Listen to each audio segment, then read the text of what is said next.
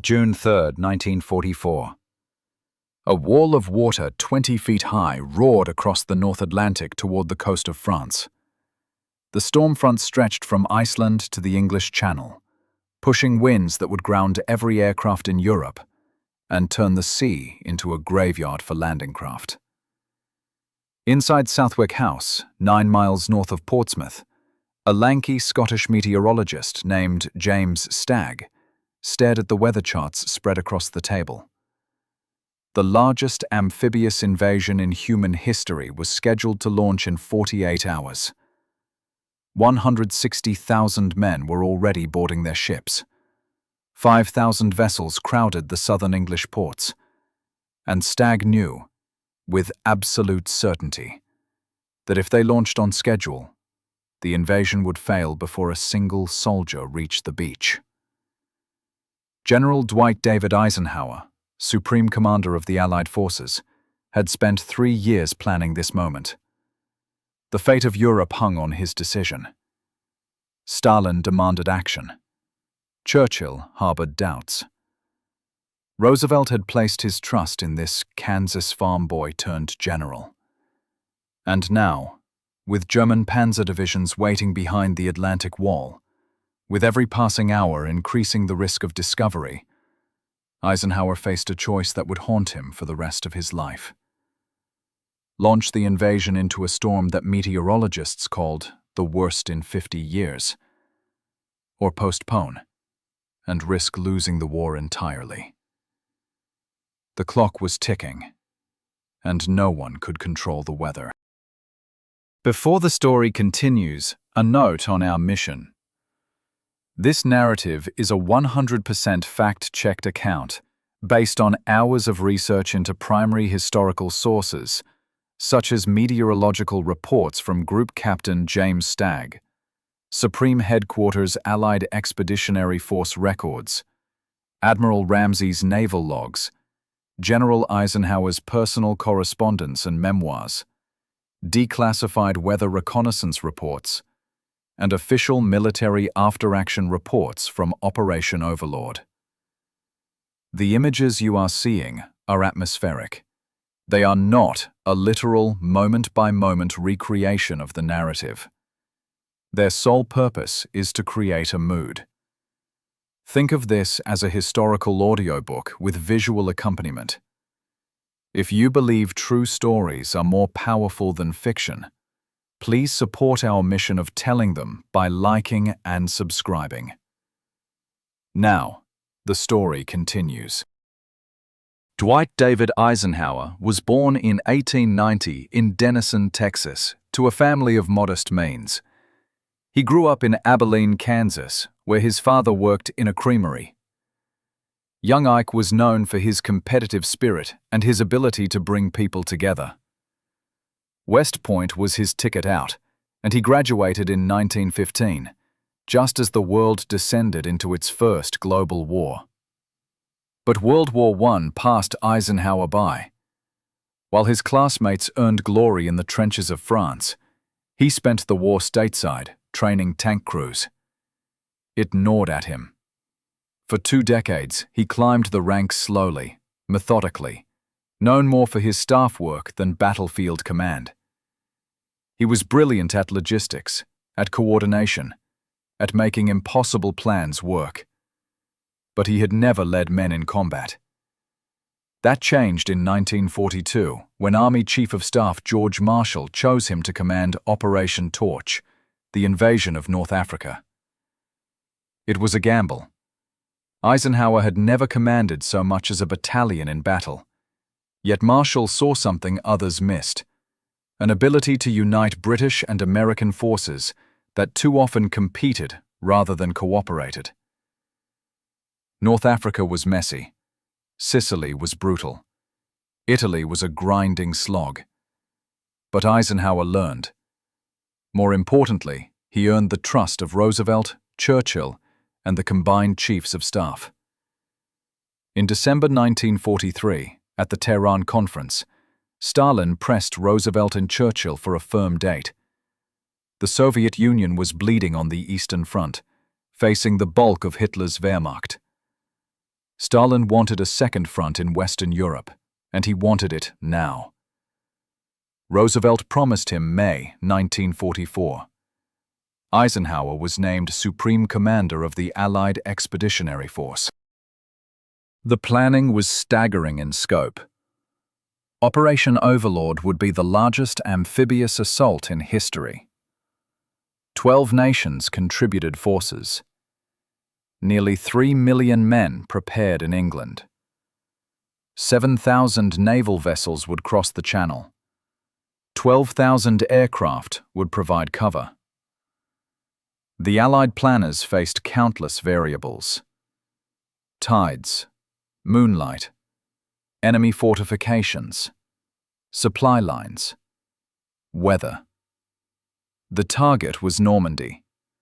The Germans expected an attack at Pas-de-Calais, the narrowest point of the English Channel, where Hitler had concentrated his panzer divisions.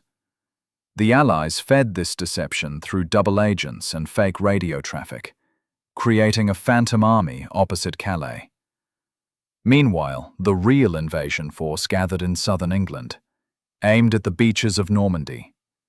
Utah, Omaha, Gold, Juno, and Sword. But all the planning in the world meant nothing if they could not control the conditions of the assault. The invasion required a precise confluence of factors. The airborne troops needed a full moon for visibility as they jumped behind enemy lines. The landing craft needed low tide at dawn to expose German beach obstacles. Mines attached to wooden poles buried in the sand that would rip open the hulls of approaching boats. The Air Force needed clear skies to bomb German positions. The Navy needed calm seas, winds no stronger than force 4 on the Beaufort scale, 13 to 18 miles per hour with 3 to 5 foot waves. Anything higher would swamp the landing craft and drown men before they reached the shore. These conditions aligned for only a few days each month. In June 1944, the tidal and lunar requirements matched on June 5th, 6th, and 7th. If they missed this window, the next opportunity would not come until June 18th through 20, 2 weeks later. Every day of delay meant more time for the Germans to discover the plan, more time for Hitler to reinforce the Atlantic Wall, more time for the weather to turn worse. Eisenhower set the invasion for June 5th. He established his advance command post at Southwick House, a Georgian mansion converted into a nerve center of maps, radios, and communication lines connecting to every Allied force preparing to strike. And then he placed the fate of the invasion in the hands of a meteorologist most of his commanders had never heard of until 6 months earlier. Group Captain James Martin Stagg was born in 1900 in Musselburgh, Scotland, the son of a plumber. He studied mathematics and philosophy at the University of Edinburgh, became a science teacher, then joined the British Meteorological Office in 1924. He led expeditions to the Canadian Arctic to study weather patterns. He was brilliant, thorough, and possessed a quality rare among scientists: the ability to translate complex data into clear decisions. In November 1943, he was appointed Chief Meteorological Officer for Operation Overlord. It was a poisoned chalice. Stagg was not technically a forecaster himself, he was a coordinator, and this rankled the specialists. Worse, he was initially a civilian in a room full of generals and admirals, which nearly cost him his job. Only when the Royal Air Force gave him the rank of Group Captain did the grumbling subside. Stagg's job was to reconcile forecasts from 3 separate teams: the Royal Navy team at Southwick, the Royal Air Force team at Dunstable, and the United States Army Air Forces team at Wide Wing and Bushy Park. Each team had access to the same data: weather stations across Britain, Greenland, and Ireland, reconnaissance flights over the Atlantic, even intercepted German weather broadcasts. But each team had its own methods, its own biases, its own pride. On the morning of June 3rd, a weather observation from a single ship stationed 600 miles west of Ireland reported rapidly dropping barometric pressure. Maureen Sweeney, a young Irish postal clerk working at a remote weather station in Blacksod, County Mayo, recorded the reading and transmitted it to Allied headquarters. That single data point changed everything. The British forecasters analyzed the pressure drop and saw a massive storm system forming over the Atlantic. It would reach the English Channel by June 5th, bringing gale-force winds, heavy clouds, and seas high enough to sink landing craft by the hundreds. The Royal Navy and Royal Air Force teams agreed. The weather on June 5th would be catastrophic. The American forecasters disagreed. They relied on a different methodology, one that weighted historical patterns more heavily. They predicted that a ridge of high pressure would deflect the storm, leaving clear skies over Normandy. The Americans pushed for invasion on schedule. Stagg faced an impossible choice. 2 of his 3 teams predicted disaster. 1 predicted success. All of them were looking at the same data. And in less than 24 hours, Eisenhower would demand a final answer. At 9:30 in the evening on June 3rd, Stagg entered the library at Southwick House. The room was thick with cigarette smoke. Eisenhower sat at a long table, flanked by his commanders: General Bernard Montgomery, who would lead the ground forces; Admiral Bertram Ramsay, commander of the Naval Armada; Air Chief Marshal Trafford Lee Mallory, who controlled the air forces; and Eisenhower's deputy, Air Marshal Arthur Tedder.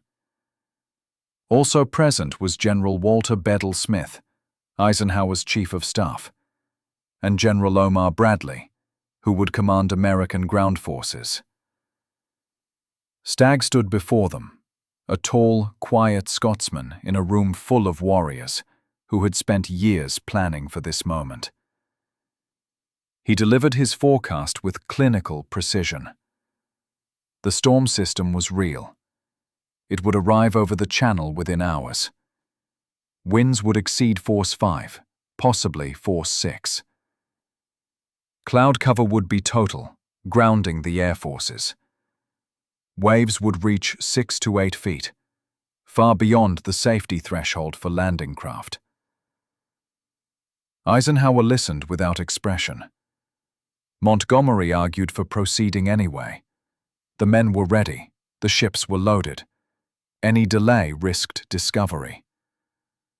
Lee Mallory countered that without air support, the troops would be slaughtered on the beaches. Ramsay worried about refueling the fleet if they recalled the ships. At 10:45, Eisenhower made a preliminary ruling. The invasion was postponed by 24 hours. June 5th was out. But that only bought them time. If the weather did not improve by June 6th, they would miss the tidal window entirely. The next opportunity would not come until mid-June. A delay that could cost them the war. Convoy U-2A, carrying the 4th Infantry Division and consisting of about 150 vessels, was already sailing south from Salcombe and Dartmouth, headed for Omaha Beach. Radio silence had been maintained to avoid German detection, and the convoy sailed on, alone, toward the French coast. Panic erupted in the operations room at Southwick House. 2 destroyers were dispatched to intercept the convoy, searching through the night. Finally, after an all-day search, a Walrus reconnaissance biplane spotted the convoy just 30 miles from Normandy. The pilot dropped coded canisters with recall orders. The convoy turned back, barely avoiding disaster, and had to be hastily refueled at Portland.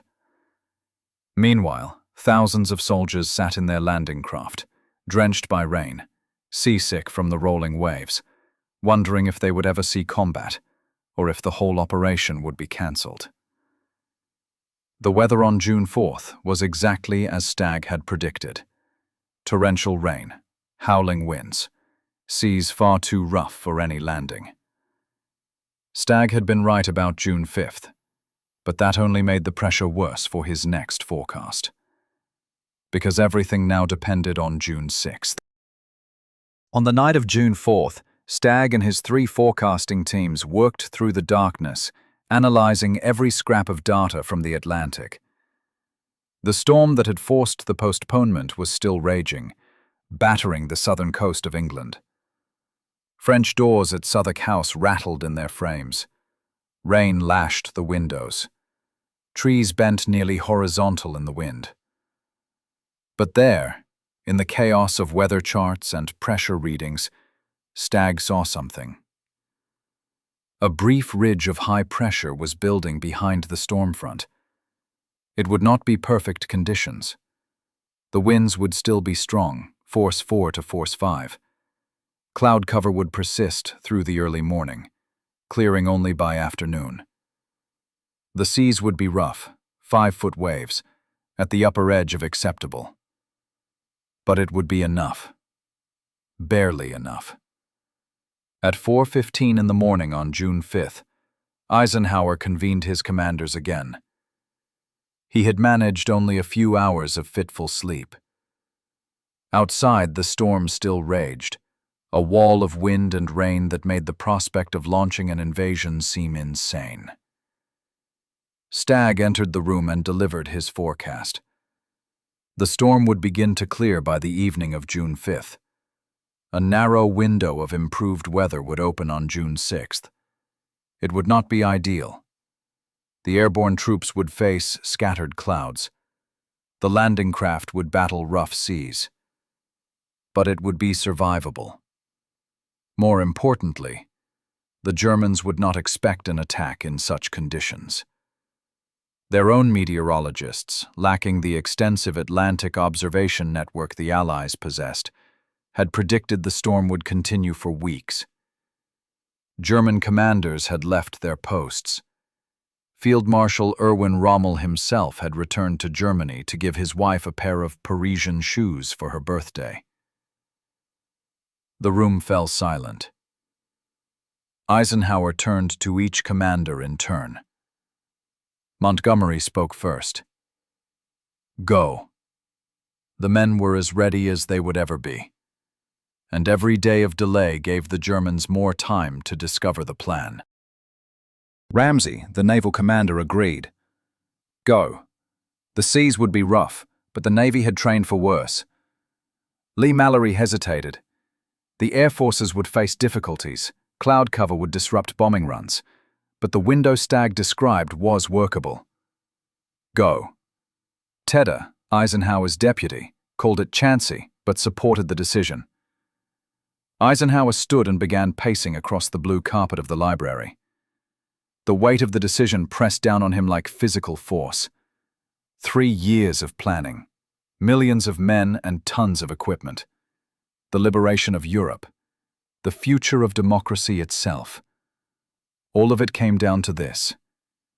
Trust a weather forecast that was little better than educated guesswork, or delay and risk losing the war. He thought of the paratroopers already preparing to board their aircraft. He thought of the young soldiers crammed into landing craft, vomiting from seasickness, terrified of what awaited them on the beaches. He thought of Stalin, watching to see if the Western Allies would fulfill their promise.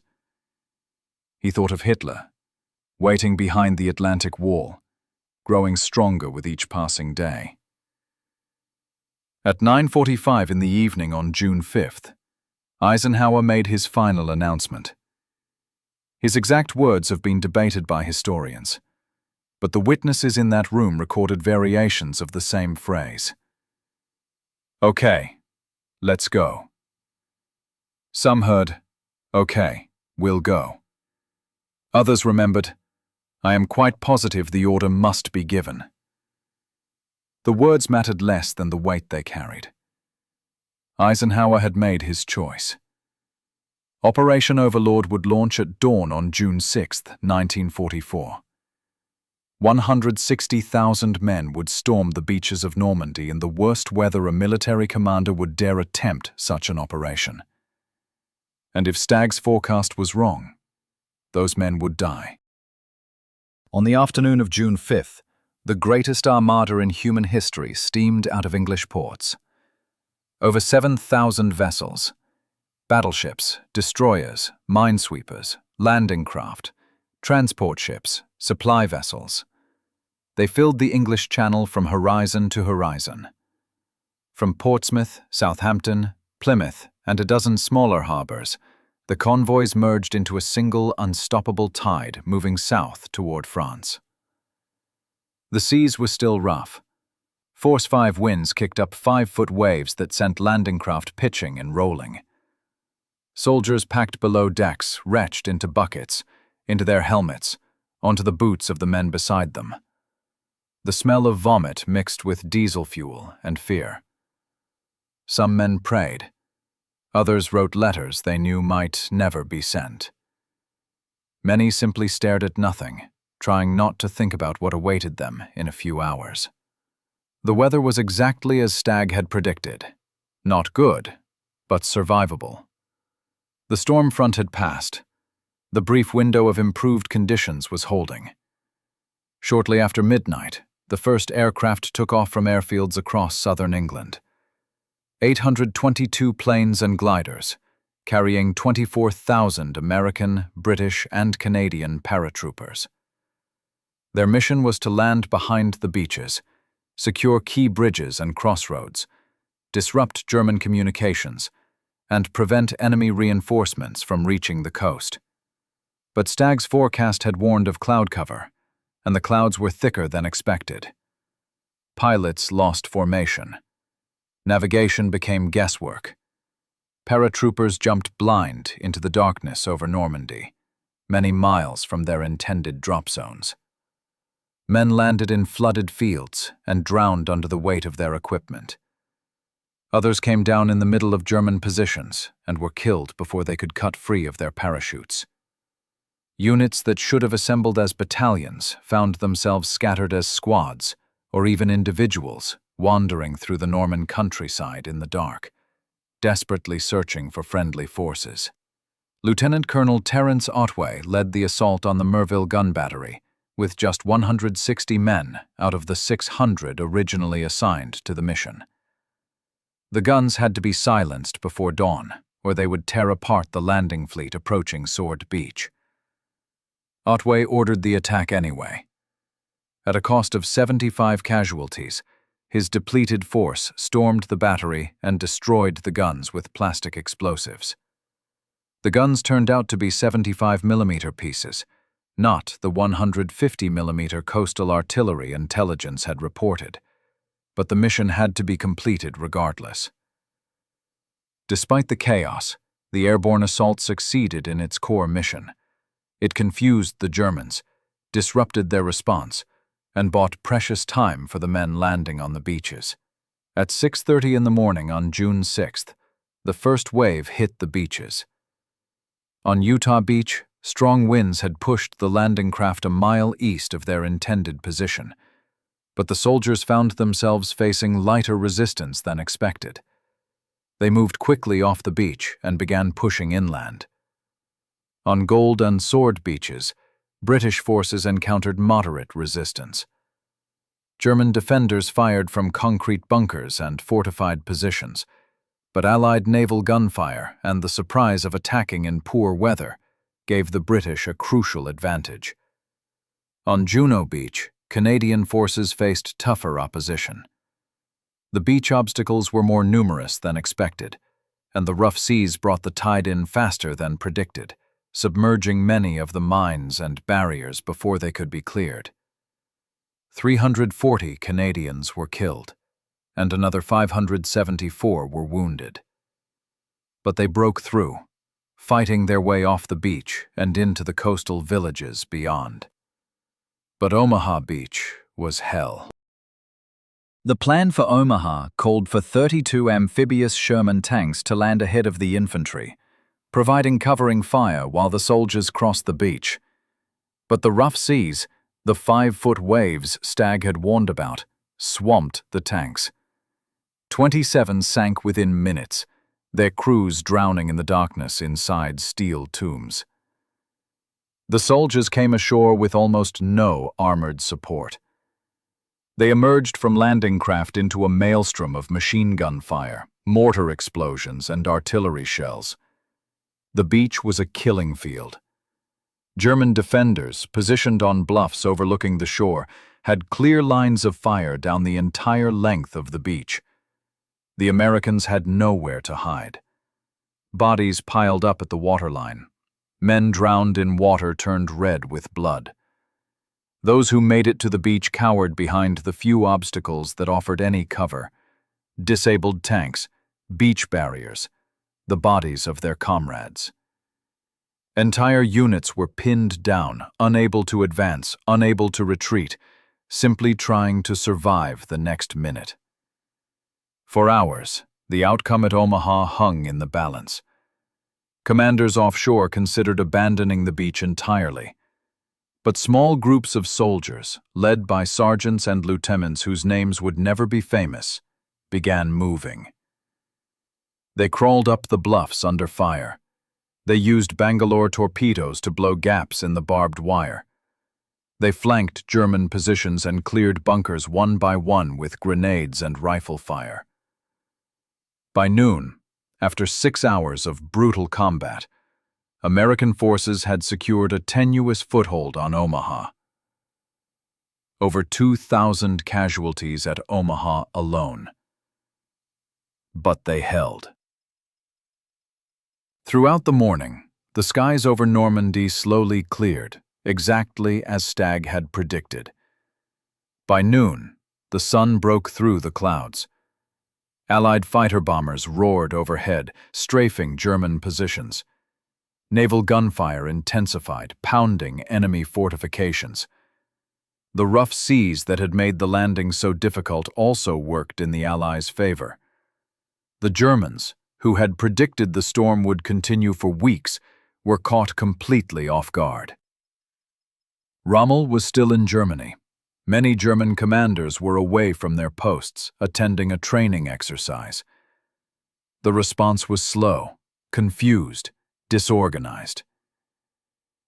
By nightfall on June 6th, Allied forces had landed nearly 160,000 men across the 5 beaches. None of the assault forces had achieved their first-day objectives. The advance inland was slower than planned. But they held the beaches.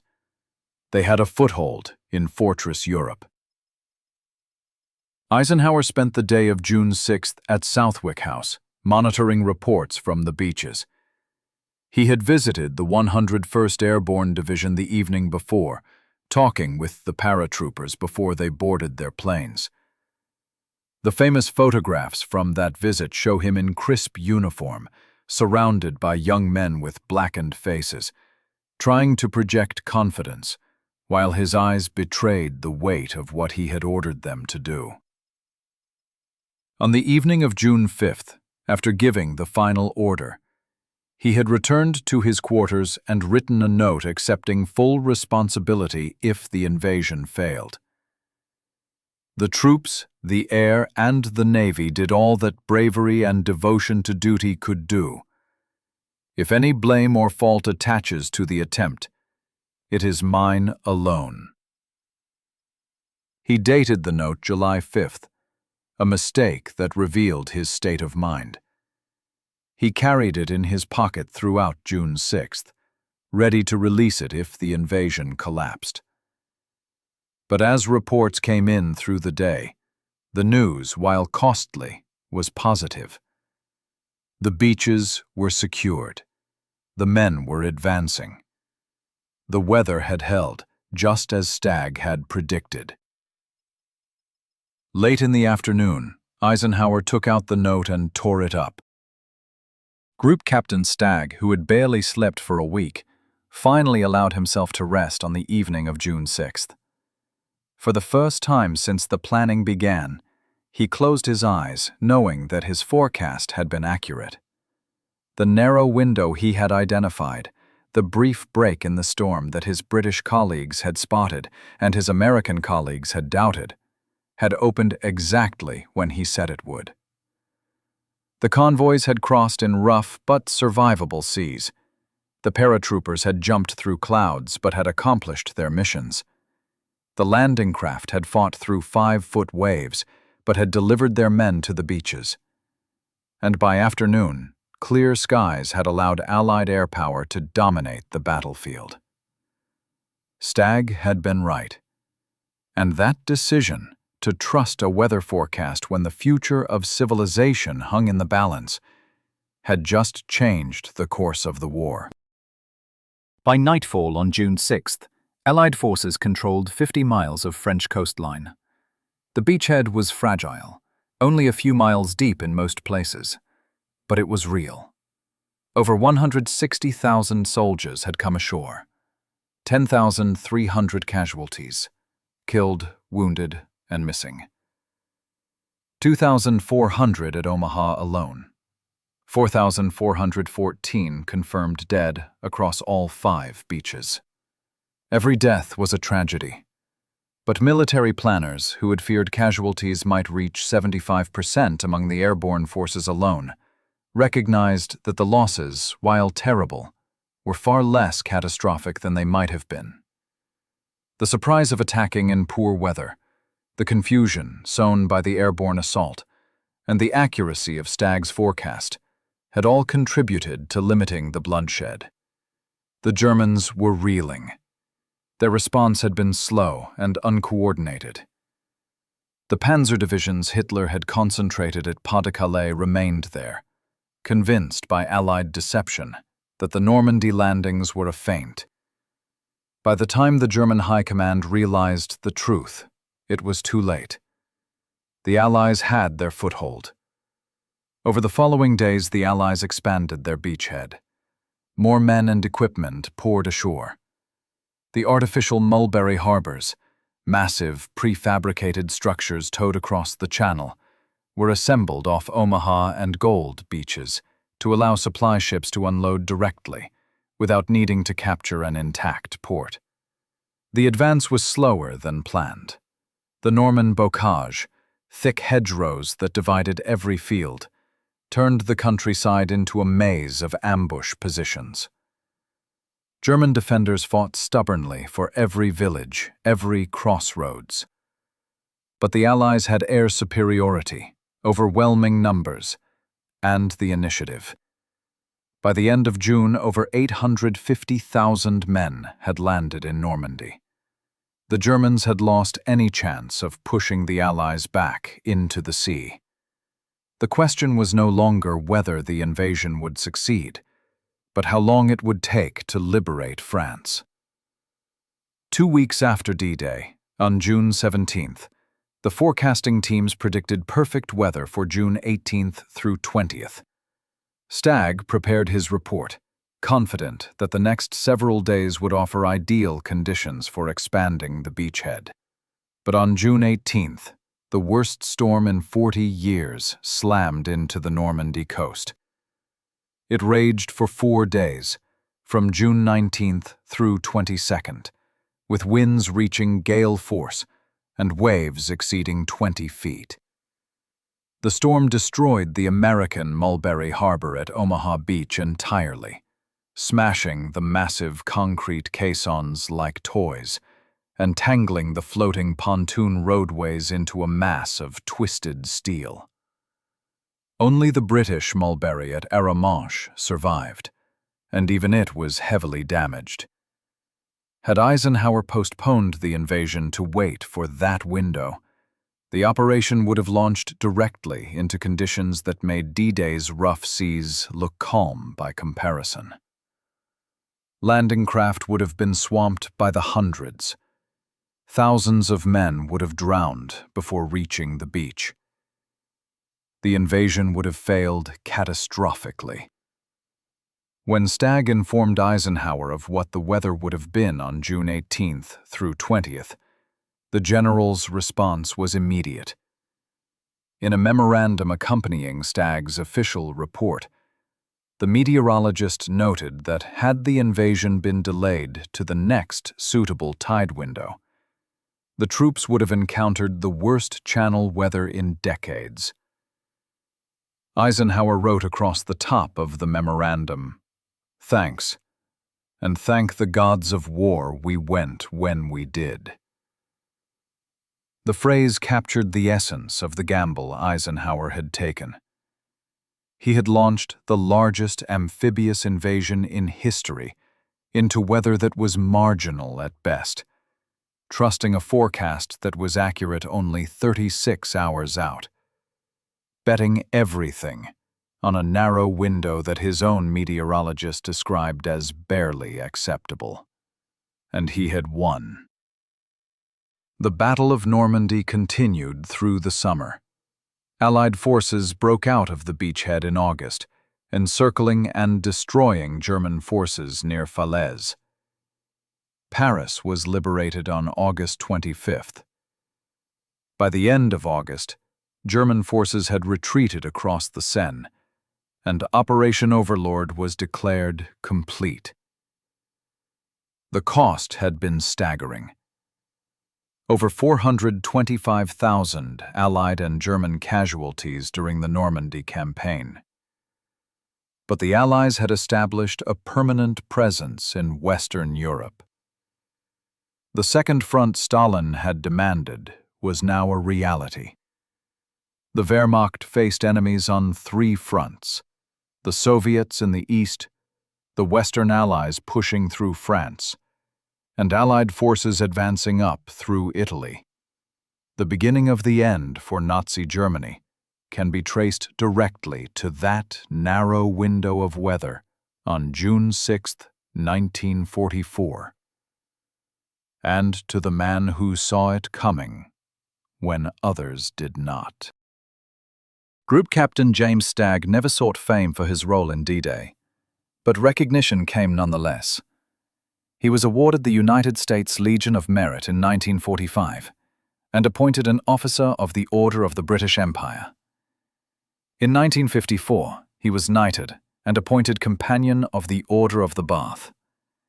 He became a Fellow of the Royal Society of Edinburgh in 1957 and served as President of the Royal Meteorological Society in 1959. But the real validation came from the men who had been in that room at Southwick House. Eisenhower never forgot that Stagg had been right when others were wrong, that the narrow window the Scottish meteorologist identified had saved the invasion, and possibly the war. In his memoir, Crusade in Europe, Eisenhower devoted significant space to describing the weather crisis and crediting Stagg's forecast with making D-Day possible. Years later, when asked about the decision, Eisenhower called it the loneliest moment of his life. All the planning, all the preparation, all the coordination of millions of men and thousands of ships came down to one question. Do you trust a weather forecast? And the answer had to be yes or no. There was no middle ground. Military historians recognize D-Day as the beginning of the end for Nazi Germany. The Eastern Front was critical. The Soviet Union bore the brunt of the fighting and suffered the greatest losses. But without the Western Allies opening a second front, Stalin's forces would have faced the full weight of the Wehrmacht alone. The coordination of efforts on multiple fronts overwhelmed Germany's ability to respond. And none of it would have been possible without that decision at 4:15 in the morning on June 5, 1944. Eisenhower's choice to proceed with the invasion despite marginal weather, to trust Stagg's forecast over the objections of some advisors, to gamble everything on a narrow window that would close in hours, stands as one of the most consequential command decisions in military history. The weather forecast that saved D-Day was not perfect. The conditions were not ideal. Men died because of the rough seas and poor visibility. But it was enough. And in war, enough is sometimes all you need. The greatest gamble of World War II was not fought with tanks or aircraft or ships. It was fought with barometric pressure readings, wind speed calculations, and the courage to trust science when the stakes could not be higher. Eisenhower lived until 1969, serving 2 terms as President of the United States. He wrote extensively about the war, but he always returned to that moment at Southwick House. The rain lashing the windows, the wind howling outside. The commanders looking to him for an answer he had no way of knowing was correct. Stagg lived until 1975. In 1972, 3 years before his death, he published an account of his wartime experiences. He described the forecast for D-Day with typical Scottish understatement, noting simply that conditions had been adequate for the operation to proceed. Adequate. That single word captures the essence of the gamble. Not perfect, not ideal. Just adequate. And adequate was enough to change the world. Today, the beaches of Normandy are peaceful. Memorials mark where men died. The Normandy American Cemetery overlooks Omaha Beach, row after row of white crosses stretching toward the sea. Visitors walk the sand where men once fell, trying to imagine what those soldiers faced on the morning of June 6, 1944. But perhaps the most important memorial is not in France at all. It exists in the decision itself, in the willingness of one man to shoulder the weight of history, to trust science over superstition, to choose action over paralysis, when the cost of being wrong would have been unthinkable. Eisenhower's weather gambit reminds us that leadership is not about having perfect information. It is about making the best decision possible with imperfect information, accepting the responsibility for that decision, and living with the consequences. On the night of June 5, 1944, Dwight Eisenhower did exactly that. And because he did, Europe was liberated, democracy survived, and the world changed forever.